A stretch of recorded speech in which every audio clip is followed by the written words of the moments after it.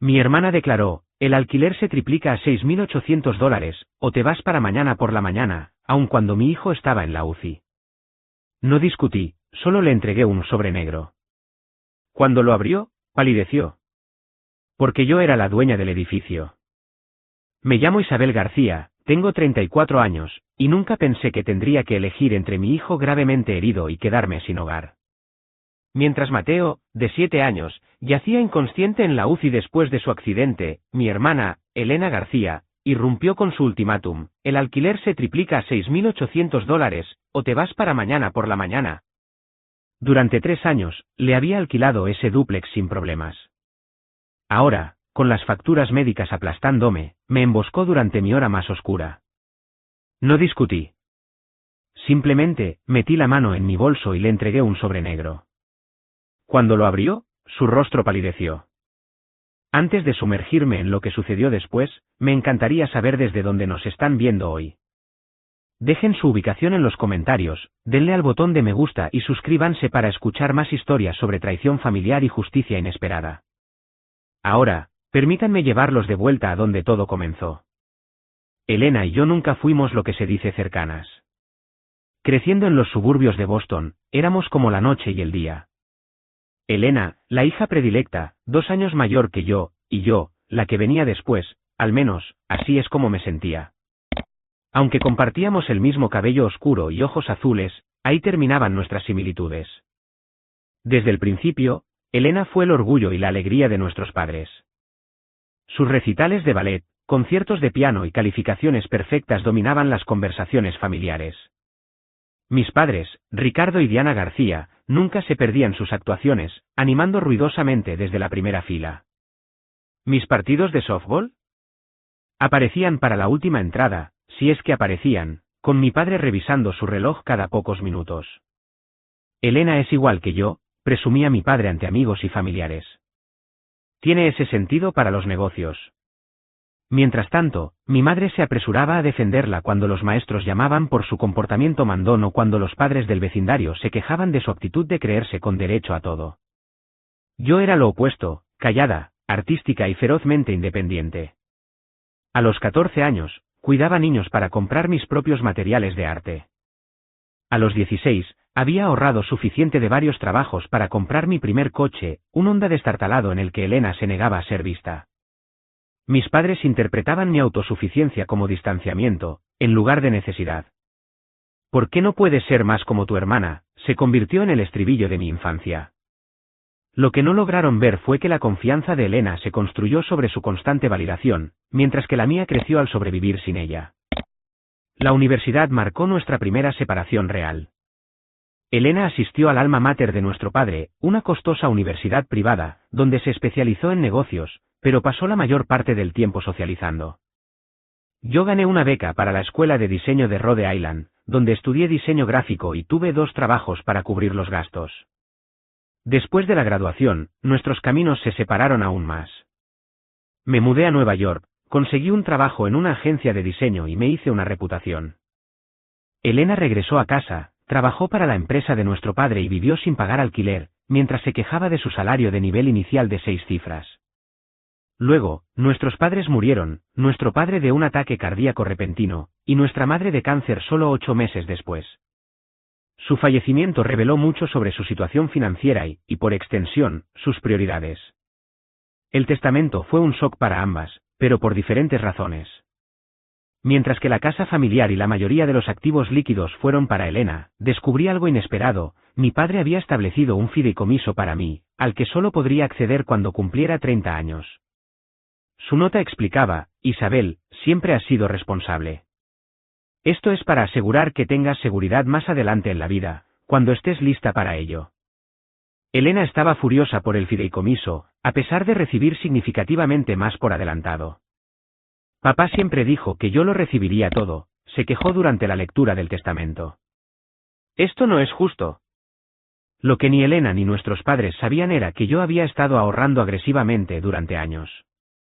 Cuando llegó mi 30º cumpleaños y obtuve acceso al fideicomiso, no lo necesité para los gastos del día a día. En cambio, creé una LLC y comencé a buscar oportunidades de inversión, específicamente bienes raíces. Fue entonces cuando intervino el destino. La compañía de administración de propiedades que manejaba las propiedades de alquiler de nuestros padres, incluido el dúplex donde Elena ahora vivía en una unidad, anunció que estaban vendiendo la cartera. Elena, que había despilfarrado gran parte de su herencia en vacaciones de lujo y negocios fallidos, no podía permitirse comprarlos. A través de mi LLC, Horizonte Inversiones, compré toda la cartera, incluido el dúplex. Nadie me relacionó con Horizonte. Utilicé a mi abogado, Benjamín Pérez, como la cara pública. Elena asumió que las propiedades habían sido vendidas a alguna corporación sin rostro, y no vi ninguna razón para corregirla. ¿Por qué mantenerlo en secreto? Conocía a mi hermana. Si descubría que yo era dueña de los edificios, esperaría un trato especial. Los pagos atrasados se convertirían en favores familiares, y la relación profesional se desintegraría. Así que, mantuve la ilusión de que ella estaba tratando con una compañía de administración, no con su hermana. Mientras tanto, mi vida personal dio varios giros. Conocí a Ricardo Morales en una gala benéfica en Manhattan. Alto, encantador y aparentemente exitoso en finanzas, nuestro vertiginoso romance llevó al matrimonio en un año, y Mateo llegó 9 meses después. Por un tiempo, todo pareció perfecto. Pero el encanto de Ricardo enmascaraba serios defectos. Su exitosa carrera era en gran parte fabricada, se movía de un trabajo a otro, siendo despedido por bajo rendimiento o violaciones éticas. Cuando Mateo tenía 3 años, descubrí que Ricardo había acumulado enormes deudas de juego y había estado robando de nuestras cuentas conjuntas. El divorcio fue feo, pero necesario. Ricardo luchó por la custodia, no porque quisiera ser padre, sino porque sabía que la manutención infantil vendría de mis crecientes ingresos. Cuando el juez me otorgó la custodia total, con Ricardo obteniendo visitas supervisadas, dejó de aparecer por completo. Su último pago de manutención infantil llegó hace 2 años, antes de que desapareciera a algún lugar de Florida. A pesar de todo esto, nunca le conté a Elena sobre mi situación financiera. Cuando Mateo y yo necesitábamos un nuevo comienzo lejos de Nueva York y los recuerdos de Ricardo, me acerqué a Elena con una propuesta: alquilaría la unidad vacante en el dúplex donde ella vivía, dándole un ingreso estable. Como mi arrendadora, aceptó con entusiasmo, probablemente viéndolo como otra oportunidad para enseñorearse de algo sobre mí. El acuerdo funcionó durante 3 años. Pagué el alquiler a tiempo a la compañía de administración, que secretamente me devolvía la mayor parte como propietaria, mientras mantenía la propiedad a mis expensas bajo el pretexto de mejoras. Elena se atribuía el mérito de ser una arrendadora generosa cada vez que yo arreglaba algo, sin cuestionar nunca por qué una inquilina gastaría su propio dinero en responsabilidades del propietario. Todo el tiempo, continué construyendo mi negocio de diseño gráfico remoto, creando marcas para clientes en todo el país, mientras criaba a Mateo en el tranquilo suburbio donde habíamos crecido. La vida no era perfecta, pero era estable. Hasta que dejó de serlo. Mientras estaba sentada en esa habitación de hospital, viendo cómo las máquinas respiraban por mi hijo, no tenía idea de que mi mundo cuidadosamente construido estaba a punto de colisionar con la última crisis de Elena.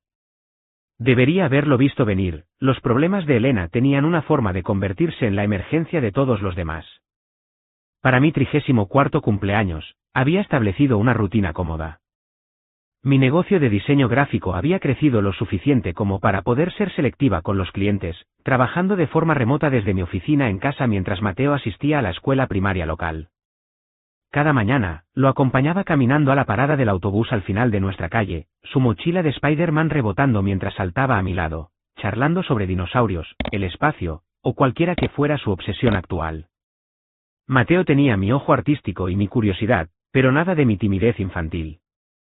A los 7 años, era todo energía desbordante e imaginación, construyendo elaboradas estructuras de Lego, creando sus propios cómics y haciendo amigos donde quiera que iba.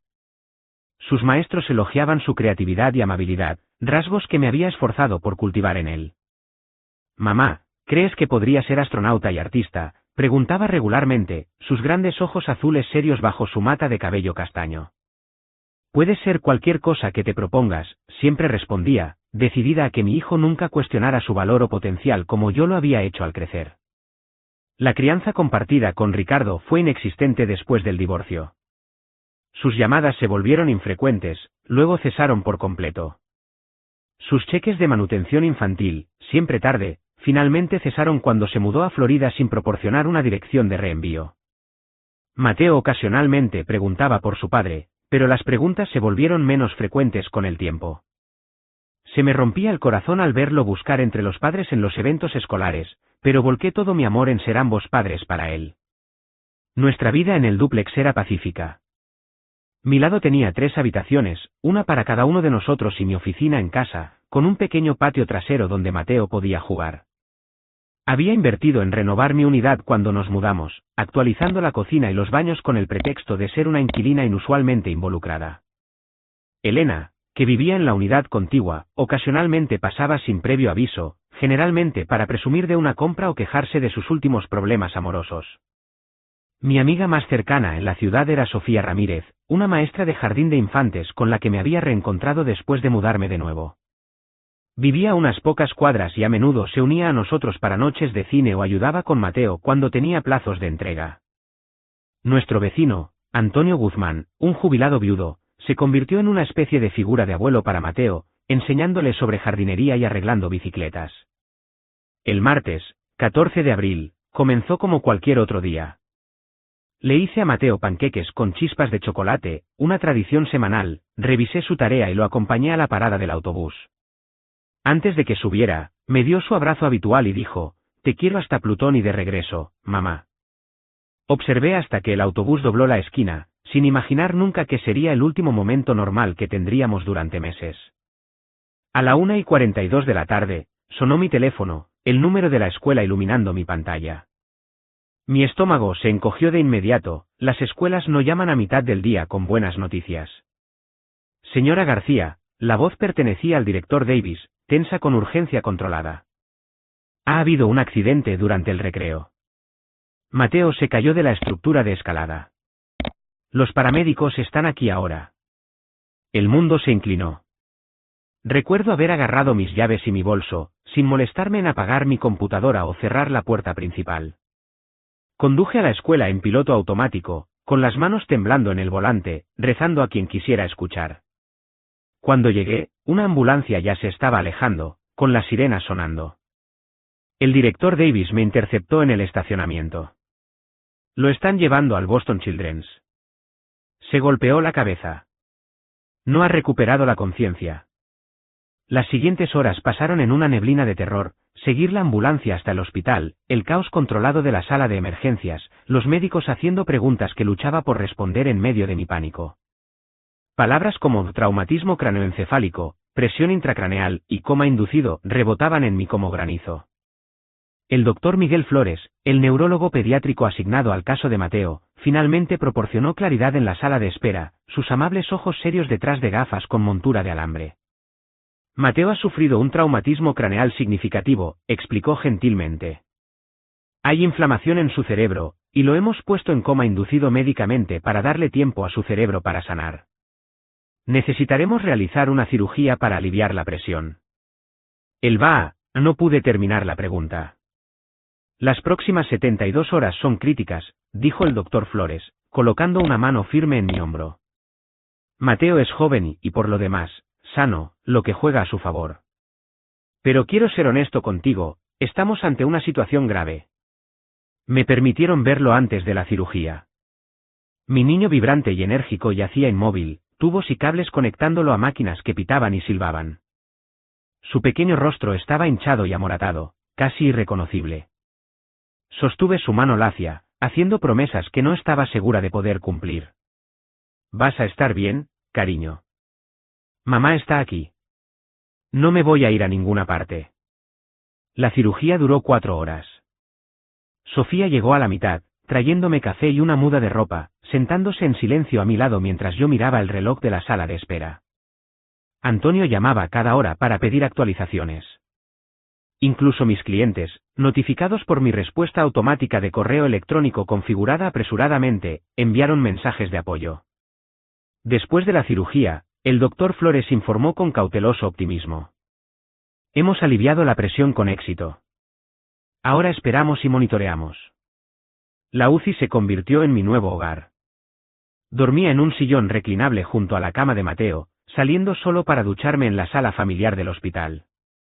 Los días se confundían, marcados por los cambios de turno de las enfermeras y las rondas de los médicos. Las facturas médicas comenzaron a llegar incluso antes de que Mateo se estabilizara. El seguro cubría partes, pero dejaba miles en gastos de bolsillo que rápidamente agotaron mi fondo de emergencia. A pesar de todo, Elena estuvo notablemente ausente.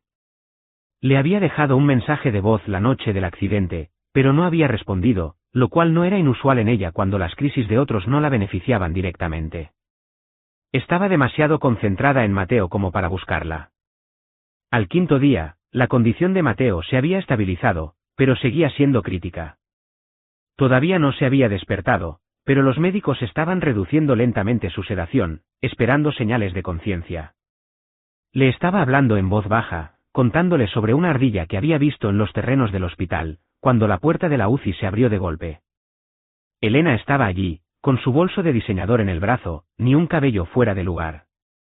Después de casi una semana de que su sobrino luchara por su vida, finalmente había hecho acto de presencia. Pero algo en su expresión me dijo que esta no era una visita compasiva. Necesitamos hablar, dijo, apenas mirando la forma inmóvil de Mateo. Sobre la propiedad. El momento elegido por Elena no podría haber sido peor. Llevaba despierta casi 36 horas seguidas, dejando el lado de Mateo solo para ir al baño. Tenía el pelo recogido en una coleta desordenada, y llevaba los mismos pantalones de chándal de la tienda de regalos del hospital por segundo día. Mientras tanto, Elena parecía haber salido de una reunión de negocios con su americana entallada y sus pendientes de perlas. ¿No puede esperar esto?, pregunté, mi voz débil por el agotamiento. La condición de Mateo sigue siendo crítica. Elena miró la forma inconsciente de mi hijo, su expresión suavizándose momentáneamente. Parece lo suficientemente estable. Se sentó en el borde de la silla de visitas, colocando cuidadosamente su bolso de diseñador lejos de cualquier equipo hospitalario. Lamento lo de Mateo, de verdad. Los niños son resistentes, sin embargo. Estoy segura de que se recuperará. Su despreocupada desestimación de la condición potencialmente mortal de Mateo hizo que apretara la mandíbula, pero hacía tiempo que había aprendido que enfrentarse a la insensibilidad de Elena solo la fomentaba. ¿Qué pasa con la propiedad?, insistí, queriendo terminar con lo que fuera esto para poder volver a centrar mi atención en Mateo. Elena cruzó las piernas y se alisó la falda. Bueno, no hay una manera fácil de decir esto, pero voy a tener que subirte el alquiler. Lo dijo con el mismo tono que alguien podría usar para anunciar un ligero cambio en los planes de la cena. La miré fijamente. ¿Ahora quieres discutir el alquiler mientras Mateo está en cuidados intensivos? Es un momento desafortunado, concedió encogiéndose de hombros, pero los negocios son los negocios, Isa. ¿Cuánto aumento?, pregunté, aunque algo en su comportamiento me decía que no me iba a gustar la respuesta. Elena examinó su manicura antes de mirarme a los ojos. Lo voy a triplicar. A partir del próximo mes, serán $6.800. La cifra me golpeó como un golpe físico. Mi alquiler actual era de $2.200, ya ligeramente por encima del valor de mercado, pero nunca me quejé ya que sabía dónde iba finalmente el dinero. $6.800 era completamente irrazonable, especialmente con las crecientes facturas médicas. Eso es imposible, dije. Sabes que ese no es el precio de mercado para la zona. ¿Por qué harías? El mercado es lo que yo diga que es, interrumpió Elena. Es mi propiedad, y necesito el dinero. Si no puedes pagar, tienes que irte para mañana por la mañana. ¿Mañana? Eso no es legal. La ley de inquilinos requiere. No me importa lo que sea legal, espetó, haciendo comillas en el aire. Tengo gastos, Isabel. Gastos importantes que han surgido de repente. Estudié el rostro de mi hermana, reconociendo la tensión alrededor de sus ojos, el ligero tic en su mejilla izquierda, señales que había visto antes cuando estaba en problemas financieros. ¿Qué hiciste esta vez?, pregunté en voz baja, no queriendo molestar a Mateo ni alertar a las enfermeras de nuestra conversación cada vez más tensa. La compostura de Elena se resquebrajó ligeramente. Nada, bueno, hice algunas inversiones que no salieron como esperaba. ¿Inversiones como tu inversión en el camión de comida de tu exnovio que desapareció de la noche a la mañana? ¿O tu inversión en criptomonedas que se desplomó? Sus mejillas se sonrojaron de ira. Te crees tan perfecta, ¿verdad? La pequeña Isabel que siempre hizo todo bien. Bueno, no todos podemos ser tan aburridos y responsables. La conversación se estaba deteriorando, como solía ocurrir con Elena. Respiré hondo e intenté un enfoque diferente. Elena, incluso si quisiera pagar esa cantidad, no puedo. Mira a tu alrededor. Señalé la habitación del hospital. Las facturas médicas de Mateo ya ascienden a decenas de miles. El seguro no lo cubre todo. Apenas me mantengo a flote. Por un momento, creí ver un destello de empatía en sus ojos, pero desapareció rápidamente. Ese no es mi problema, dijo con frialdad. Necesito el dinero. O pagas o te vas. Tú eliges. Un recuerdo cruzó mi mente, Elena a los 10 años, reteniendo mi muñeca favorita como rehén, exigiéndome que le diera mi postre durante una semana si la quería de vuelta. Algunas cosas nunca cambiaban. ¿Qué pasó exactamente?, presioné. Esto no es solo por malas inversiones, ¿verdad? La fachada de Elena se resquebrajó aún más. Miró hacia la puerta, luego bajó la voz. Bien. Si tienes que saberlo, tengo algunas deudas de juego. Importantes. Con gente que no acepta aún, necesito más tiempo, como respuesta. Ah, ahí estaba. Elena siempre había tenido debilidad por los casinos, comenzando con viajes de fin de semana a Atlantic City en sus 20 años. Parecía que la indulgencia ocasional había escalado. ¿Cuánto debes?, pregunté. Lo suficiente como para necesitar que tripliques tu alquiler, espetó. Los detalles no son asunto tuyo. Lo son si estás convirtiendo tu problema en mi problema, respondí, especialmente cuando afecta la estabilidad de mi hijo durante una crisis médica. Elena se levantó bruscamente. Mira, no tengo tiempo para debatir esto. $6.800 para el primero del próximo mes, o el desalojo. Esas son tus opciones. Ya he puesto el apartamento en alquiler en línea en caso de que decidas ponerte difícil con esto. La audacia era impresionante, incluso para Elena. Mientras caminaba por la pequeña habitación del hospital, pensé en todas las veces a lo largo de nuestras vidas en las que sus problemas se habían convertido en la emergencia de todos los demás. Las vacaciones familiares canceladas porque Elena suspendió 3 clases y necesitaba tutorías de verano. Mi fiesta de graduación universitaria convirtiéndose en una celebración del nuevo trabajo de Elena. Mis padres perdiéndose el nacimiento de Mateo porque Elena tuvo una ruptura y los necesitaba más. Siempre, se había esperado que yo entendiera, que me adaptara, que pusiera mis necesidades en último lugar. Era la regla familiar tácita, la crisis de Elena lo superaba todo. Mientras la veía revisar su reflejo en la ventana de la habitación del hospital de Mateo, arreglándose el pelo mientras mi hijo luchaba por su vida, algo cambió dentro de mí. Toda una vida de paciencia y comprensión se endureció hasta convertirse en resolución. ¿Así que eso es todo?, pregunté, mi voz más firme de lo que esperaba. ¿Tus deudas de juego son más importantes que la recuperación de tu sobrino? Que tu hermana tenga un hogar estable durante una emergencia familiar. Elena tuvo la decencia de parecer ligeramente avergonzada, pero solo por un momento. No seas tan dramática. Mateo se recuperará, y tú encontrarás una solución. Siempre lo haces. Recogió su bolso y se dirigió hacia la puerta. Necesito una respuesta para mañana. $6.800 o te vas. Cuando alcanzó el pomo de la puerta, tomé una decisión. Durante años, había protegido a Elena de las consecuencias. Había mantenido nuestra farsa para evitar herir su orgullo y preservar la poca relación que teníamos. Pero al verla alejarse de la cama de Mateo sin nada más que exigencias financieras y ni una pizca de preocupación genuina, me di cuenta de que el tiempo de protección había terminado.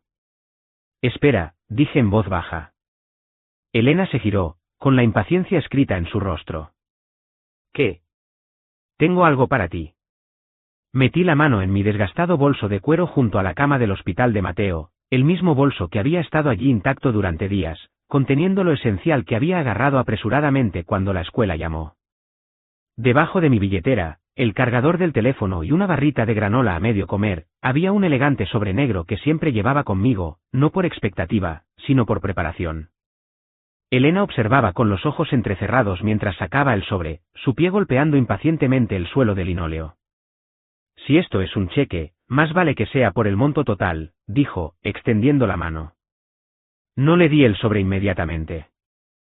En lugar de eso, miré a Mateo, tuvo saliendo de su pequeño cuerpo, el pitido rítmico de los monitores como único sonido que indicaba vida. Luego volví a mirar a mi hermana, viendo no solo a la mujer con derechos que tenía delante, sino a la niña que una vez había sido mi compañera de juegos, antes de que el trato diferencial de nuestros padres nos separara. Sabes, dije en voz baja, he pasado toda mi vida tratando de entenderte, Elena. Poniendo excusas por tu comportamiento. Cargando con el peso de nuestra relación.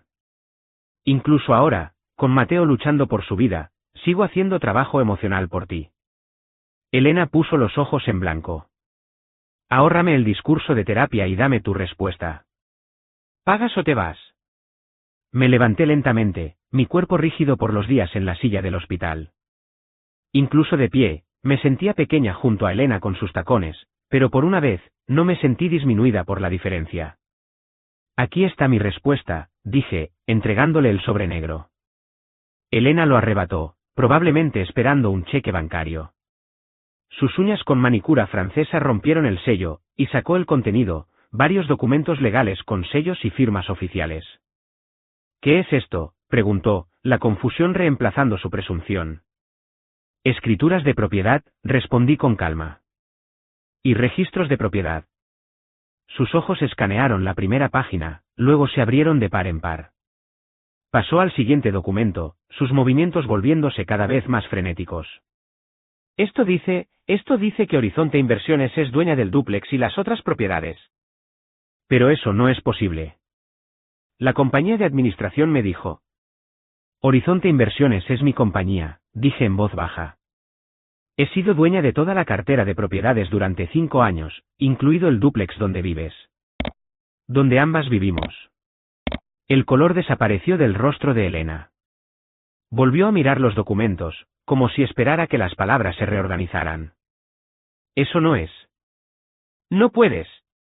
Papá dejó esas propiedades para que las administrara. Papá te dejó activos líquidos y a mí un fideicomiso, corregí gentilmente. Cuando la compañía de administración decidió vender la cartera, tú no podías permitirte comprarla. Pero yo sí. A través de mi LLC. Elena se hundió en la silla de visitas, los papeles temblando en sus manos. Así que todo este tiempo, cuando pensé que era tu arrendadora, tú eras en realidad mi inquilina. Lo confirmé. Mantuve el acuerdo porque parecía hacerte feliz, pensando que tenías algún poder sobre mí. Y, honestamente, era más simple que lidiar con las consecuencias de que supieras la verdad. Los pagos del alquiler iban a la compañía de administración, que cobraba su tarifa y pasaba el resto a Horizonte Inversiones, a mí. Esencialmente, me pagaba el alquiler a mí misma mientras mantenía la ilusión de que tú estabas a cargo. El shock de Elena estaba dando paso a la ira, sus mejillas enrojeciendo. Esto es un truco. Estás mintiendo. Llama a Benjamín Pérez, sugerí, nombrando a mi abogado. Su número está en los documentos. Él se encarga de todos los asuntos legales de Horizonte. Te lo confirmará todo. A medida que la realidad se asentaba, la expresión de Elena pasó por la incredulidad, la rabia y, finalmente, el miedo. ¿Y ahora qué?, preguntó, su voz más baja de lo que la había oído en años. ¿Vas a desalojarme? ¿Es esta tu venganza? Negué con la cabeza. No, Elena. Yo no soy tú. No uso la vivienda como un arma contra miembros de la familia. Antes de que Elena pudiera responder, la puerta se abrió y Natalia Silva, la enfermera de noche de Mateo, entró. Nos miró a ambas, sintiendo inmediatamente la tensión. ¿Todo bien por aquí?, preguntó, sus ojos experimentados captando la angustia de Elena y mi agotamiento. Solo estamos terminando una discusión familiar, le aseguré. Bueno, necesito revisar los signos vitales de Mateo y cambiarle el suero, dijo Natalia con firmeza. Quizás podrían continuar su conversación afuera. Elena se levantó bruscamente, todavía agarrando los documentos. De todos modos, ya terminamos aquí. Se movió hacia la puerta, luego se detuvo y se giró. Esto no ha terminado, Isabel. En realidad, sí lo está, respondí ecuánimemente. Tienes hasta fin de mes para decidir si quieres quedarte como mi inquilina, pagando la tarifa justa de mercado de $2.200, o encontrar otro lugar donde vivir. Tú eliges. Mientras Elena salía furiosa, la puerta cerrándose de golpe detrás de ella, Natalia arqueó una ceja. Familia, dije a modo de explicación. Tarareó con conocimiento mientras revisaba los monitores de Mateo. La familia puede ser la mayor bendición y el mayor desafío, todo a la vez. Me senté de nuevo junto a Mateo, tomando su pequeña mano entre las mías. La confrontación me había dejado agotada, pero también extrañamente liberada. Por primera vez en nuestras vidas adultas, Elena y yo nos veíamos claramente, sin la distorsión de nuestros roles infantiles. Mientras Natalia trabajaba eficientemente a nuestro alrededor, me incliné cerca del oído de Mateo y susurré: somos solo tú y yo contra el mundo, amigo, y somos más fuertes de lo que nadie sabe. No tenía idea entonces de que nuestra fuerza sería puesta a prueba aún más antes de que terminara la noche. La calma después de la dramática salida de Elena duró exactamente 43 minutos. Estaba dormitando en la silla junto a la cama de Mateo, mi mano aún descansando sobre la suya, cuando el monitor de repente estalló en una cacofonía de alarmas. El cuerpo de Mateo se puso rígido, luego comenzó a convulsionar. «Convulsión», gritó Natalia, presionando el botón de llamada de emergencia mientras bajaba simultáneamente la cama de Mateo a una posición plana. La habitación se inundó de personal médico. Alguien me apartó suave pero firmemente de la cama mientras el equipo trabajaba en mi hijo. ¿El doctor? Flores llegó momentos después, ladrando órdenes mientras evaluaba a Mateo. La presión arterial está bajando, gritó una enfermera. La saturación de oxígeno bajó a 82, informó otra. Necesitamos intubar ahora, decidió el doctor Flores. Preparen el quirófano 3. Volvemos a entrar. Me quedé pegada a la pared, con las manos cubriéndome la boca, observando impotente mientras se preparaban para llevar a Mateo de urgencia a cirugía. Mientras desbloqueaban las ruedas de la cama, el doctor Flores se me acercó. La presión intracraneal ha aumentado repentinamente, explicó, su voz tranquila a pesar de la urgencia de la situación. Necesitamos operar inmediatamente para aliviarla. Pero estaba estable, susurré. Dijiste que estaba estable. Con las lesiones cerebrales, las condiciones pueden cambiar rápidamente, dijo, colocando una mano tranquilizadora en mi hombro. Necesito tu consentimiento para la cirugía de emergencia. Firmé los formularios sin verlos del todo, mi visión borrosa por las lágrimas. Mientras se llevaban a Mateo en la camilla, el doctor Flores hizo una pausa. Haremos todo lo posible, prometió antes de seguir al equipo por el pasillo. Sola en la habitación repentinamente silenciosa, me derrumbé en la silla, mis piernas ya no podían sostenerme. Las máquinas pitando, las sábanas arrugadas, evidencia de la presencia de Mateo, pero sin Mateo. La ausencia era ensordecedora. No sé cuánto tiempo estuve sentada allí, congelada por el shock, antes de que Sofía irrumpiera, todavía con su ropa de clase, la preocupación grabada en su rostro.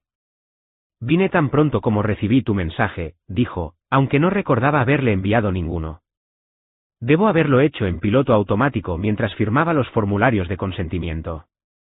Cuando no respondí, Sofía se arrodilló ante mí, tomando mis manos heladas entre las suyas. Isabel, ¿qué pasó? Lo llevaron de nuevo a cirugía, logré decir, mi voz distante a mis propios oídos. Su cerebro, la presión, estaba convulsionando. Sofía me abrazó, y algo se rompió. La presa de compostura que había mantenido durante días, a través del accidente, la primera cirugía, la espera interminable, incluso a través del cruel ultimátum de Elena, finalmente se desmoronó. Sollocé en el hombro de Sofía, llantos crudos y guturales que parecían venir de algún lugar más allá de mí misma. No puede morir, jadeé entre sollozos. Es todo lo que tengo. Es todo. No va a morir, dijo Sofía con firmeza, aunque ambas sabíamos que no tenía poder para hacer tales promesas.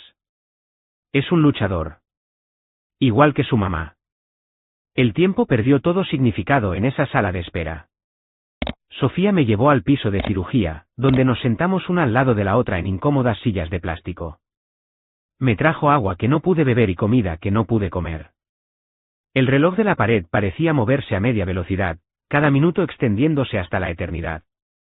3 horas después de comenzar la espera, Vi de reojo a Elena en el vestíbulo del hospital a través de las puertas de cristal de la sala de espera. Estaba hablando con un hombre de traje, su último abogado, supuse. Cuando me vio observándola, se giró rápidamente, dirigiéndose hacia la salida. Incluso ahora, con Mateo luchando por su vida, sus prioridades estaban claras. Una extraña calma se apoderó de mí entonces. Si Mateo sobrevivía, no, cuando Mateo sobreviviera, las cosas serían diferentes. No más relaciones tóxicas complacientes. No más priorizar la paz sobre la salud. No más permitir que Mateo creyera que la forma en que Elena nos trataba era normal o aceptable. ¿El doctor? Flores finalmente emergió después de 4 horas y media, todavía con su ropa de cirugía, luciendo exhausto pero no derrotado, una distinción que había aprendido a reconocer en los rostros de los profesionales médicos. Hemos logrado reducir la presión, dijo, sentándose a mi lado. Tuvimos que quitar una pequeña porción del cráneo para dejar espacio para la inflamación. Suena dramático, pero es un procedimiento estándar para esta situación. Presioné, necesitando el resultado final. Y está estable, continuó el doctor Flores. Más estable que antes. Las próximas 48 horas serán críticas. Lo mantendremos en coma inducido médicamente para darle a su cerebro la máxima oportunidad de sanar, pero eventualmente despertará. No pude evitar hacer la pregunta que me había atormentado desde la primera cirugía. ¿Estará bien? ¿El doctor? Flores no ofreció falso consuelo. Las lesiones cerebrales son impredecibles. Algunos pacientes se recuperan por completo, otros parcialmente, algunos tienen efectos duraderos. Es demasiado pronto para saber en qué parte de ese espectro caerá Mateo. Asentí, apreciando su honestidad, aunque me aterraba. ¿Puedo verlo?, pregunté. Está en recuperación ahora. Una vez que se instale de nuevo en la UCI, la enfermera vendrá a buscarte. Cuando el doctor Flores se fue, Sofía insistió en que comiera algo. Me guió a la cafetería y colocó un sándwich y jugo de manzana frente a mí. Logré unos pocos bocados mecánicos, sin saborear nada. Necesitas mantener tus fuerzas, me recordó gentilmente. Mateo te va a necesitar a plena capacidad cuando despierte. Cuando, no sí. La elección de palabras no pasó desapercibida para mí. De vuelta en la sala de espera de la UCI, Sofía finalmente abordó lo que obviamente se había estado preguntando. Vi a Elena irse antes. ¿Realmente vino a apoyarte? Solté una risa hueca. No exactamente. Le conté sobre el ultimátum de Elena y mi revelación sobre la propiedad del inmueble. Los ojos de Sofía se abrieron de par en par. ¿Has sido dueña del dúplex todo este tiempo y ella nunca lo supo? Lo mantuve en secreto por simplicidad, expliqué. Pero amenazar con triplicar el alquiler mientras Mateo lucha por su vida, eso cruzó una línea que no puedo descruzar. ¿Qué harás ahora? Antes de que pudiera responder, apareció Natalia. Puedes verlo ahora. Mateo había sido trasladado a otra habitación de la UCI con aún más máquinas rodeándolo. Tenía la cabeza envuelta en vendas frescas, su rostro pálido contra las sábanas blancas. A pesar de la advertencia del doctor Flores sobre la extirpación del cráneo, la visión de la cabeza deformada de mi hijo bajo las vendas hizo que mis rodillas flaquearan. Natalia me guió rápidamente a la silla junto a su cama. La hinchazón hace que parezca peor de lo que es, me aseguró. Una vez que la hinchazón disminuya, apenas lo notarás. Alcancé la mano de Mateo, con cuidado de no molestar la vía intravenosa. Hola, Taigai, susurré, usando mi apodo especial para él. Mamá está aquí. No me voy a ir a ninguna parte. Sofía se quedó toda la noche, durmiendo incómodamente en el sillón reclinable junto a la ventana, mientras yo mantenía mi vigilia junto a la cama de Mateo.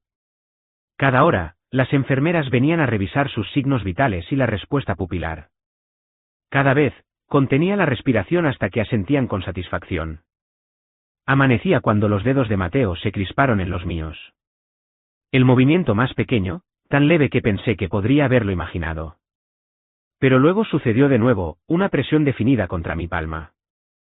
Mateo, susurré, inclinándome más cerca. ¿Puedes oírme, cariño? No hubo respuesta, pero el movimiento de la mano era inconfundible. Presioné el botón de llamada y Natalia apareció en segundos. Su mano se movió, le dije, tratando de contener mi emoción. Apretó mi mano 2 veces. Natalia revisó sus monitores, luego le iluminó cada uno de sus ojos, observando cuidadosamente la respuesta pupilar. Buenos reflejos, señaló, esbozando una pequeña sonrisa. ¿El doctor?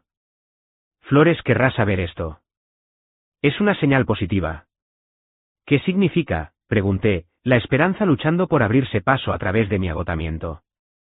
Significa que su cerebro todavía está ahí luchando, dijo. Y eso es exactamente lo que queremos ver. A medida que llegaba el turno de la mañana y el hospital comenzaba a cobrar vida, sentí algo que no había experimentado desde el accidente, una pequeña chispa de optimismo, frágil pero persistente, como el primer brote verde después de un devastador incendio forestal. Mateo tenía un largo camino por delante, pero todavía estaba conmigo, todavía luchando. Y por ahora, eso era suficiente. Las 48 horas críticas que mencionó el doctor Flores pasaron en una neblina de monitoreo, ajustes de medicación y optimismo cauteloso. La presión cerebral de Mateo se mantuvo estable, sus signos vitales se fortalecieron, y para el tercer día después de su segunda cirugía, el equipo médico comenzó a reducir lentamente su sedación. Lo sacaremos del coma gradualmente, explicó el doctor Flores durante las rondas matutinas.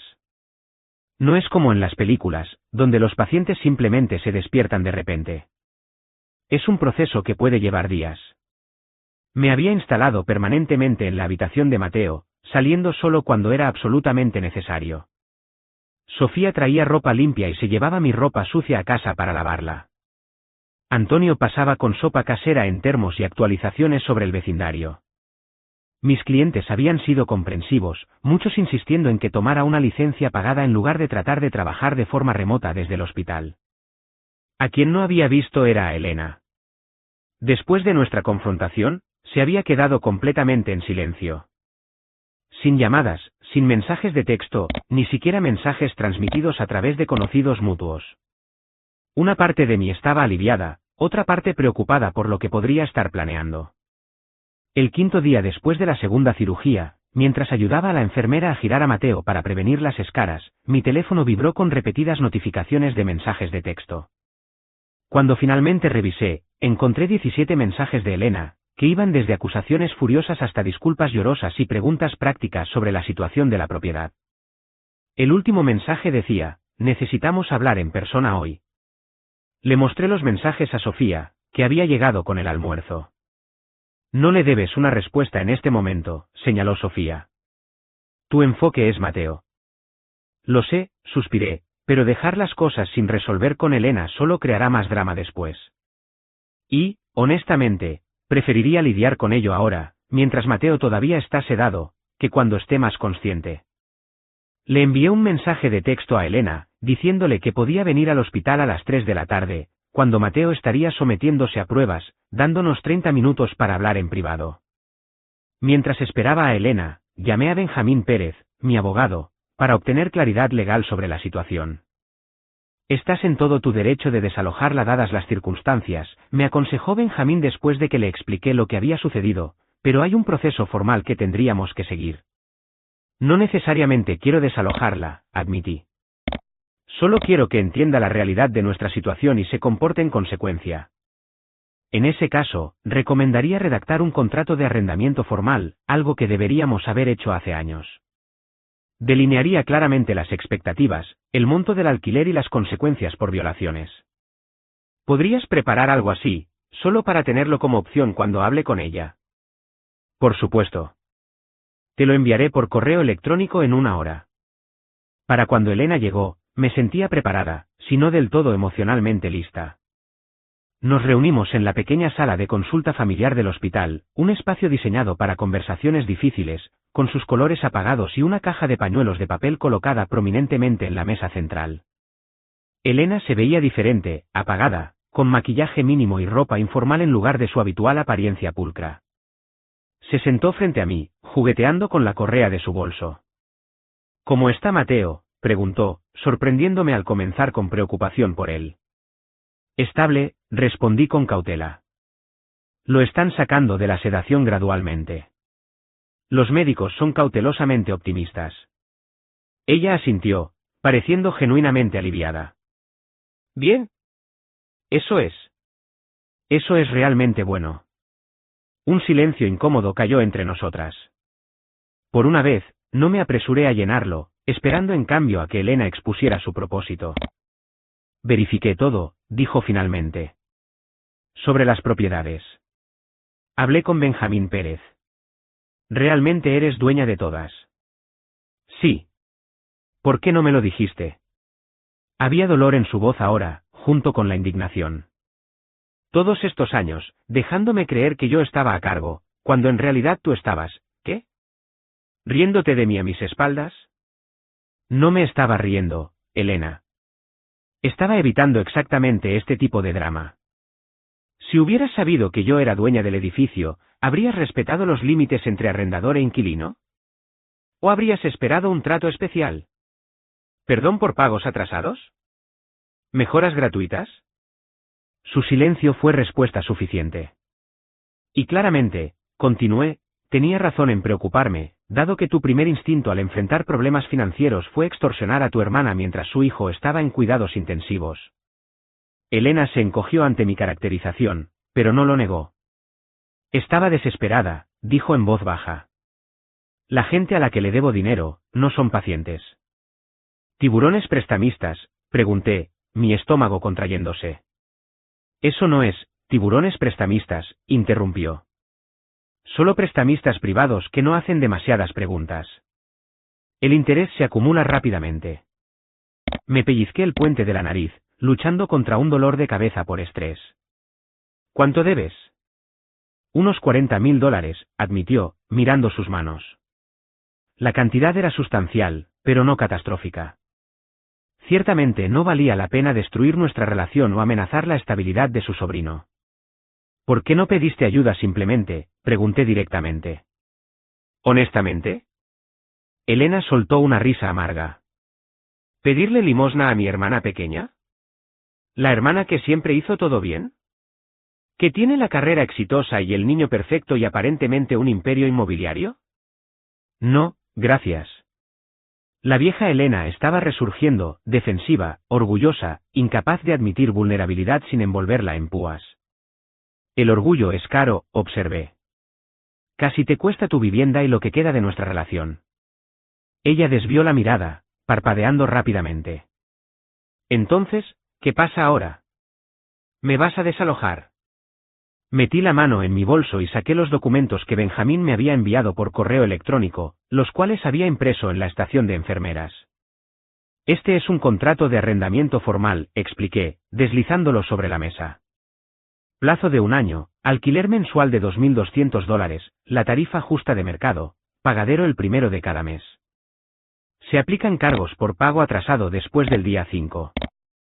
Sin excepciones especiales ni descuentos familiares, pero tampoco aumentos arbitrarios. Elena hojeó las páginas, la sorpresa evidente en su rostro. ¿Todavía estás dispuesta a alquilarme, después de todo? Eres la tía de Mateo. A pesar de nuestras diferencias, eres familia. No quiero perturbar tu situación de vivienda si podemos encontrar una manera de avanzar que funcione para todos. Ella me estudió, la sospecha dando paso a un alivio cauteloso. ¿Cuál es el truco? Sin truco. Solo límites. Este es un acuerdo comercial, no emocional. Pagas el alquiler a tiempo, respetas la propiedad y mantenemos una relación profesional de arrendador-inquilino. ¿Y mi situación de deuda? Había pensado mucho en esto. No la voy a pagar por ti. Eso solo permitiría más del mismo comportamiento. Pero tengo una propuesta. Le esbocé mi oferta, le prestaría el dinero para pagar sus deudas de alto interés, pero ella me lo reembolsaría a través de un plan de pago estructurado con intereses razonables, asegurado por un acuerdo legal. Además, necesitaría asistir a consejería financiera y grupos de apoyo para la adicción al juego. Eso es realmente justo, admitió Elena después de escuchar los términos. Más que justo, considerando lo que hice. No se trata de castigo, Elena. Se trata de romper patrones destructivos. Antes de que pudiera responder, mi teléfono vibró con un mensaje de texto de Natalia. Mateo abrió los ojos durante las pruebas de reflejos. El doctor dice, ven ahora. Me levanté bruscamente. Tengo que irme. Mateo está mostrando signos de conciencia. Elena también se levantó, con incertidumbre en su rostro. ¿Puedo? Estaría bien si voy también. A verlo. La petición me sorprendió. En todos los días desde el accidente, Elena había mostrado un interés mínimo en la condición de Mateo. Pero la vulnerabilidad en su expresión parecía genuina. Está bien, acepté, pero si es demasiado para él o si el equipo médico se opone, tendrás que irte inmediatamente. Nos apresuramos de regreso a la UCI, donde el doctor Flores y 2 enfermeras estaban reunidos alrededor de la cama de Mateo. Al entrar, vi lo que había provocado el mensaje urgente. Los ojos de Mateo estaban efectivamente abiertos, aunque desenfocados, parpadeando lentamente contra la luz de la habitación. Mateo, decía el doctor Flores. ¿Puedes oírme? Parpadea 2 veces si puedes oírme. Todos contuvimos la respiración. Un parpadeo lento, luego otro. Bien, dijo el doctor Flores alentadoramente. Tu mamá está aquí. ¿Puedes mirar hacia ella? Me moví al lado de la cama opuesto al médico, Elena quedándose atrás junto a la puerta. Los ojos de Mateo se dirigieron en mi dirección, luchando por enfocar. Hola, cariño, dije, mi voz quebrándose. Soy mamá. Estoy aquí mismo. Por un momento, no hubo reconocimiento en su mirada, luego sus labios se movieron ligeramente, formando lo que podría haber sido un intento de mamá, aunque no surgió ningún sonido alrededor del tubo de respiración. No intentes hablar, instruyó el doctor Flores gentilmente. Tienes un tubo que te ayuda a respirar. Solo descansa. La conexión duró solo segundos antes de que los ojos de Mateo se cerraran de nuevo, pero fue suficiente para que las lágrimas corrieran por mi rostro. Este es un progreso excelente, me aseguró el doctor Flores. El hecho de que esté receptivo, te reconozca e intentara comunicarse son todas señales positivas.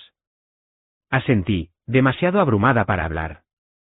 Cuando finalmente levanté la vista, vi a Elena observando desde la puerta, sus propios ojos húmedos por las lágrimas.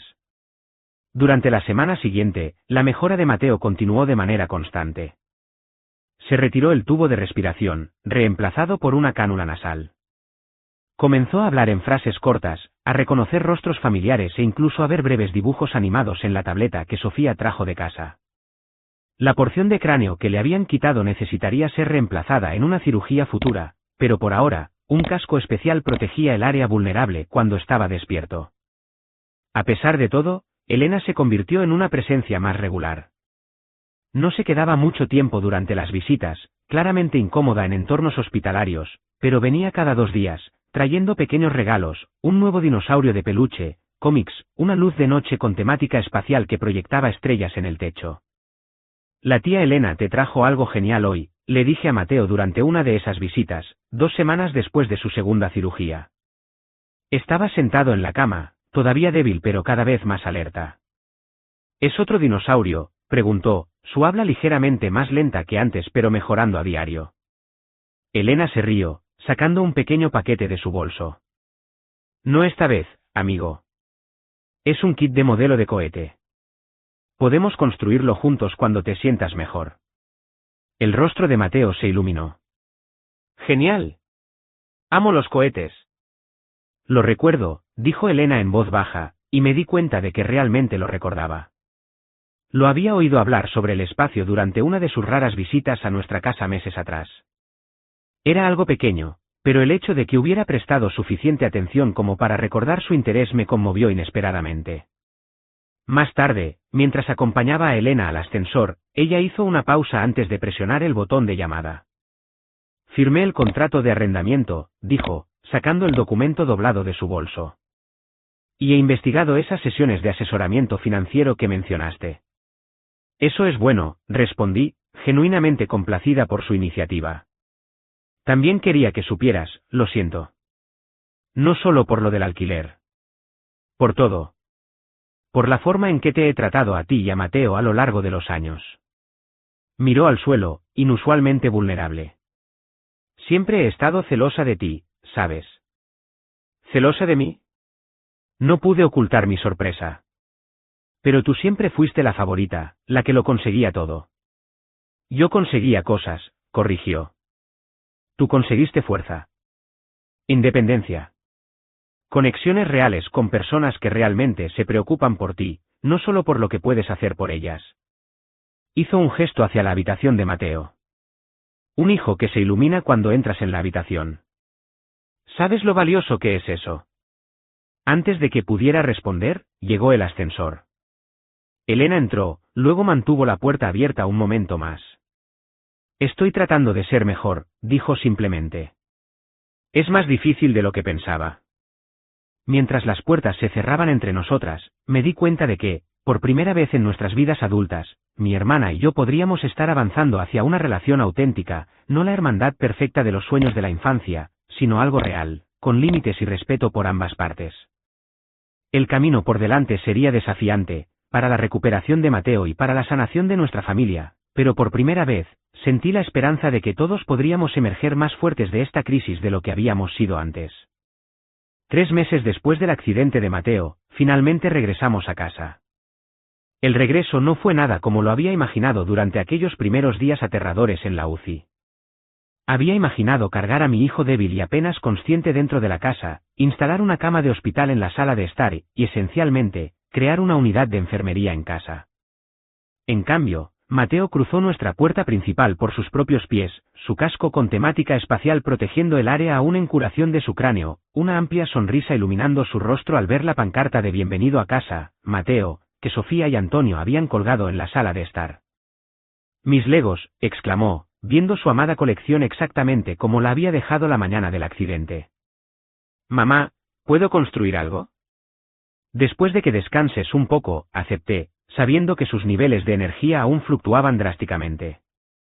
Y recuerda lo que dijo el doctor Flores sobre tomar descansos. La recuperación de Mateo había sido notable, pero no sin desafíos. El equipo neurológico había sido honesto conmigo sobre qué esperar. Aunque había recuperado la mayoría de las funciones motoras y su personalidad permanecía intacta, luchaba con la memoria a corto plazo, se frustraba fácilmente y se cansaba rápidamente. Habría meses de terapia ambulatoria por delante, y el casco protector permanecería hasta su cirugía de reemplazo de cráneo en otros 3 meses. Pero estaba vivo. Estaba en casa. Y seguía siendo mi Mateo, quizás un poco diferente, pero su curiosidad, amabilidad e imaginación permanecían intactas por el trauma que su joven cerebro había soportado. Mientras Mateo se acomodaba en el sofá con un documental sobre dinosaurios, su obsesión actual se había expandido para incluir la paleontología, deshice las maletas del hospital con las que habíamos vivido durante 92 días. Sofía había limpiado la casa a fondo antes de nuestra llegada, incluso poniendo flores frescas en la mesa de la cocina. Un golpe en la puerta reveló a Antonio sosteniendo una lasaña casera. Supuse que cocinar era lo último de lo que necesitabas preocuparte esta noche, dijo, las comisuras de sus ojos arrugándose con su sonrisa gentil. Eres un salvavidas, le dije, aceptando el plato con gratitud. ¿Quieres entrar? A Mateo le encantaría verte. La noche se convirtió en una improvisada reunión de bienvenida a casa cuando Sofía llegó después de la escuela con pastelitos e incluso Benjamín pasó con una tarjeta de regalo para un servicio de entrega de comidas. A pesar de todo, Mateo absorbió la atención, presumiendo de sus nuevos conocimientos médicos, sabías que el cerebro humano se siente como gelatina, y recolectando promesas de futuras salidas una vez que hubiera recuperado más fuerza. Notablemente ausente estaba Elena, aunque envió un mensaje de texto más temprano, espero que el regreso a casa vaya bien.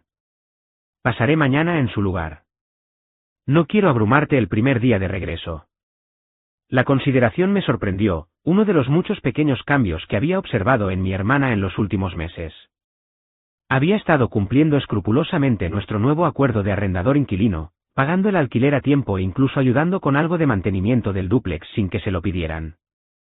Nuestras conversaciones seguían siendo algo forzadas, décadas de disfunción no borradas por una sola crisis, pero el esfuerzo por ambas partes era genuino. Después de que todos se fueron y Mateo estaba arropado en su propia cama por primera vez en meses, rodeado de sus animales de peluche favoritos, la luz de noche proyectando estrellas en su techo, finalmente me permití exhalar de verdad. Sentada en la mesa de la cocina con una taza de té, saqué el diario que había comenzado a llevar durante la hospitalización de Mateo, pasando a una página nueva para registrar este día trascendental. A la mañana siguiente, me desperté y encontré a Mateo ya levantado, arreglando cuidadosamente sus piezas de Lego en el suelo de la sala de estar. Hola, amigo, dije, arrodillándome a su lado. Deberías haberme despertado si necesitabas ayuda. No necesitaba ayuda, respondió, la concentración evidente mientras conectaba dos piezas difíciles. Y tú estabas durmiendo también. Su pequeño acto de consideración me hizo un nudo en la garganta. A lo largo de su recuperación, Mateo había mostrado una empatía notable, a menudo preguntando cómo me sentía o insistiendo en que tomara descansos de su lado de la cama. La terrible experiencia lo había madurado de maneras tanto desgarradoras como hermosas de presenciar. Nuestra nueva rutina se estableció rápidamente. Mañanas para la medicación, el desayuno y actividades ligeras. Tardes para citas de terapia, fisioterapia los lunes y miércoles, terapia cognitiva los martes y jueves, con los viernes reservados para el descanso. Había arreglado continuar trabajando de forma remota indefinidamente, mis clientes comprensivos y solidarios con nuestra situación. Elena llegó según lo prometido el día después de nuestro regreso a casa, llevando una bolsa de regalo que contenía un modelo del sistema solar que podía colgar del techo de Mateo. «Esto es increíble», exclamó Mateo, examinando los detallados planetas. «Mamá, ¿podemos colgarlo hoy?» «Por favor». «Necesitaremos conseguir los ganchos adecuados», expliqué. «Quizás la tía Elena pueda ayudarnos a instalarlo este fin de semana». Elena pareció sorprendida por la invitación, pero asintió rápidamente. «Me gustaría». Después de que Mateo fue a descansar a su habitación, aún cansándose fácilmente por las interacciones sociales, Elena y yo nos sentamos en la mesa de la cocina, un eco de muchas conversaciones incómodas a lo largo de nuestras vidas. «El lugar se ve bien», dijo, mirando a su alrededor. «Sin cambios, quiero decir, como si nunca te hubieras ido». «Gracias a Sofía y Antonio», reconocí. «Mantuvieron todo listo para nosotros». Elena asintió, un destello de algo parecido a la envidia cruzando su rostro. «¿Tienes buenos amigos?» «Sí, los tengo», acepté, decidiendo extender una rama de olivo. «¿Y familia, también?» «Has sido diferente desde que todo sucedió». «¿En el buen sentido?» Elena trazó un patrón en la mesa con la yema del dedo, evitando el contacto visual. «La consejería financiera ha ayudado». «¿Y el otro grupo, el de juego?» «No quería ir al principio, pero ha sido revelador». Hizo una pausa. «Vendí mis bolsos de diseñador», continuó, sin levantar la vista, y algunas joyas. «Ya pagué aproximadamente la mitad de lo que te debo». Esto me sorprendió genuinamente.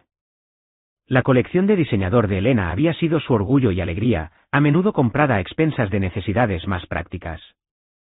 «Eso es». «Vaya, Elena». «Es un gran paso». Se encogió de hombros, finalmente encontrando mi mirada. «Son solo cosas». Cuando vi a Mateo en esa cama de hospital, algo cambió. Me hizo darme cuenta de lo estúpido que era todo, preocuparme tanto por las cosas y el estatus.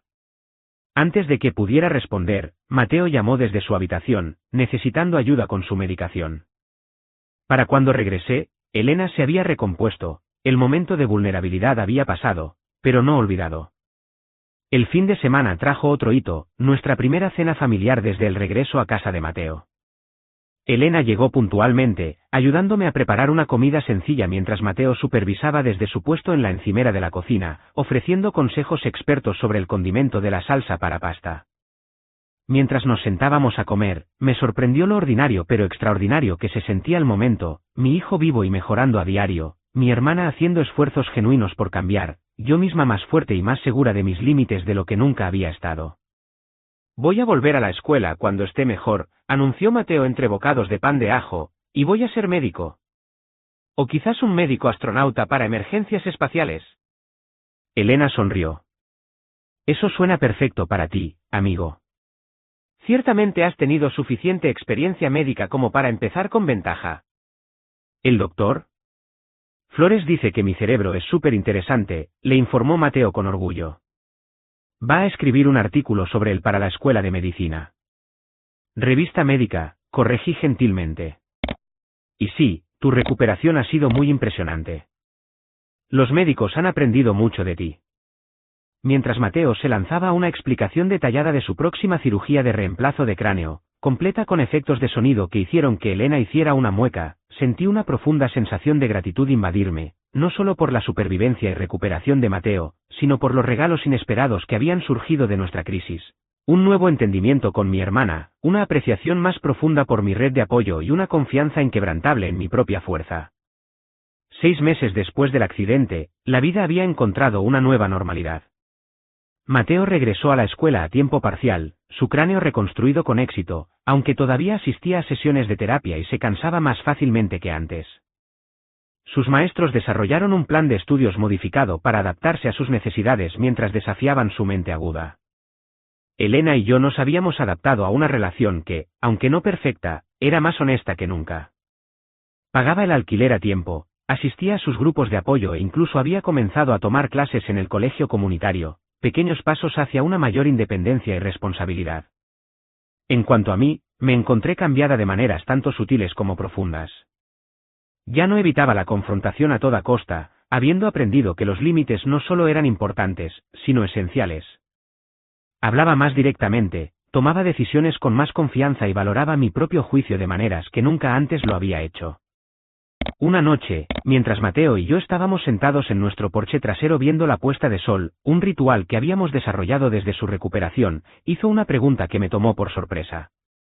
«Mamá, ¿estás contenta por lo que pasó?» «No por la parte del accidente», aclaró, «sino por las otras cosas. Como con la tía Elena y que ahora eres más valiente». Su percepción me sorprendió. «¿Cómo sabes que soy más valiente?» Mateo se encogió de hombros. «Hablas diferente. Te paras más derecha. Ya no dejas que la gente te ponga triste». Hizo una pausa, luego añadió con la simple sabiduría de la infancia, «Ahora sabes quién eres». Lo acerqué a mí, este niño notable que había pasado por tanto y todavía veía el mundo con tanta claridad. «Tienes razón», admití. «A veces, los momentos más difíciles nos enseñan las lecciones más importantes. No estoy contenta por lo que te pasó, te quitaría el dolor en un instante si pudiera. Pero estoy agradecida por lo que hemos aprendido, por cómo hemos crecido más fuertes juntos». Mateo asintió seriamente. «Como dijo mi doctor, nos adaptamos y superamos». «Exactamente así», acepté, observando cómo los últimos rayos de sol doraban su perfil. El viaje no había sido uno que yo hubiera elegido, el terror de casi perder a mi hijo, la traición de mi hermana, los meses de incertidumbre y recuperación. Pero a pesar de todo, había descubierto verdades que quizás nunca hubiera aprendido de otra manera, que era más fuerte de lo que sabía, que los límites eran actos de amor en lugar de egoísmo, y que a veces las crisis más dolorosas conducían a la sanación más profunda.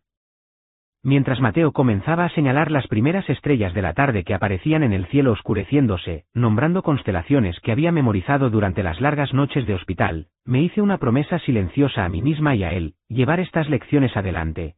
Continuar construyendo una vida donde la autenticidad y el autorrespeto fueran cimientos en lugar de aspiraciones. Nuestra historia no había terminado, en muchos sentidos, sentía que apenas estábamos comenzando un nuevo capítulo. Cualesquiera que fueran los desafíos que nos esperaran, los enfrentaríamos juntos, más fuertes por haber superado la tormenta. ¿Y ustedes? ¿Alguna vez han tenido que enfrentarse a un miembro de la familia que se aprovechó de su amabilidad? ¿O experimentaron una crisis que finalmente condujo a un cambio positivo? Compartan su historia en los comentarios abajo, y si esta historia resonó con ustedes, por favor, denle me gusta, suscríbanse y compártanla con alguien que necesite escuchar que la fortaleza a menudo emerge de nuestros momentos más difíciles. Gracias por acompañarnos en este viaje, y recuerden, a veces las palabras más poderosas que podemos aprender a decir son simplemente basta.